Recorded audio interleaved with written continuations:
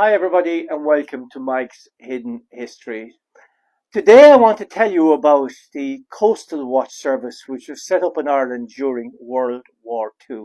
Ireland was not a participant in the war and was neutral during the course of the war. Perhaps that's understandable when that generation that lived then had experienced a long war of independence and then a civil war which only ended in 1923, and now in 1939 there certainly was no appetite for a war. We were very ill equipped anyway to defend ourselves during a war, whether as neutral or as a participant. For example, we had a tiny navy of one World War One warship, the Morocco, and a converted deep sea trawler, the Fort Rannoch, and that was it. As regards planes, we had very few planes at that time, insignificant number. Anyway, the point was that we made every attempt to defend our shores, and as part of that, uh, a coastal watch service was set up in 1939. So posters were placed around coastal community looking for volunteers to join this coastal watch service, and their functional role was to observe not just what happened at sea, as they could see convoys and ships and so on passing by from both sides, U-boats or whatever it might be that they would observe, but also to look upwards at planes as well to see what was flying overhead, because neutrality here was observed and not observed uh, in equal amounts. So the volunteers were between 17 and 50. They received basic training in first aid, signaling skills, basic weather forecasting, meteorological matters, and so forth. And their equipment was also fairly basic. Each of these lookout posts, which I'll tell you about in a moment, had a binoculars, a telescope. They had flags for signaling. They had lamps. They had most of them, but not all, had telephones, and that was very important for communication. And they had, believe it or not, a bicycle, because that was equally important at that time for communication. Now, initially, they were living in tents up on top of very prominent windy positions like this. But between 1939 and 1940, the National Army built these concrete pillar box huts. Most of them are about 13 feet by 9. Some of them were smaller, like this one. And as you can see, it's a huge bay window at one side facing out to sea that have a small fireplace for turf fire as well to keep them warm. This particular one has a wall around the outside of it as well.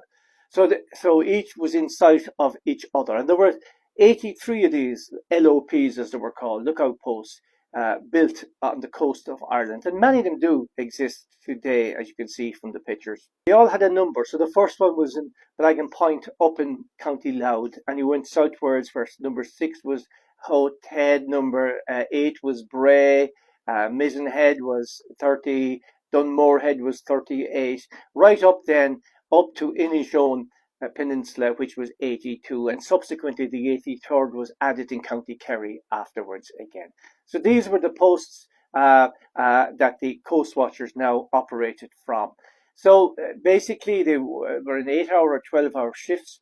One was always inside manning the phone, if there was a phone, and the rest were outside, one or two more outside, keeping an eye on with binoculars and telescopes on the ocean and on the skies as well. Now, they were provided with silhouettes of ships and silhouettes of types of aeroplanes, so they could identify the aeroplane if they could see them, and identify the ships as well and types of ships. And all this information was put into a very, very important logbook, which was meticulously filled in. And that information was forwarded back as well by phone to G2, which was military intelligence in the Irish Army. And they correlated all this information. They were able to get a significant picture of what was happening off the Irish coast at that time. Now, they were instructed to treat people who landed from ships which had been sunk, treat them with kindness, gather up their IDs, any documents from crashed planes or anything they had. And what happened, those people, well, they were interned in the internment camp in the Curragh, which was quite a benign camp, and I'll tell you about that camp in a future video. And another thing they did with the beside the LOPs from 1943 onwards, but in 1943 predominantly, they built these very big markers with stone outside, um, which had the word Éire. And Éire was the name of Ireland during that period of time when we were known as the Irish Free State, or Éire, EIRE in Irish. And internationally, that was the recognized name. And so, in all prominent positions beside the LOP, the lookout posts, and beside the Éire was written in stone on the ground and whitewashed with lime, and you can see examples of that now that I'm showing you. And each had the number of the outposts. So for example, number 38 was on the Blasket Islands near the Dunmore Head. Number 30 was down in Mizen Head in County Cork, and number 82 was up in North Donegal. So each of these could be identified, and this was of great benefits, particularly to the Allies or American uh, um, bombers coming across the Atlantic, because before the time of GPS, they had a very good idea of where they were. The purpose was not to provide them with a navigation course, but was to identify that this was neutral Ireland, to avoid mistakes and show that we were not a belligerent in the World War II. So, now to give an idea of what was happening during that time, in the second half of 1939, from September 39 to March 1940, in the North Atlantic west of Ireland here, over 200 ships were sunk by U-boats. Now, these were not just naval ships, they were convoy ships, they were ships bringing goods and so on to Europe. From July to December 1940, 250 bodies were washed up on Irish shores.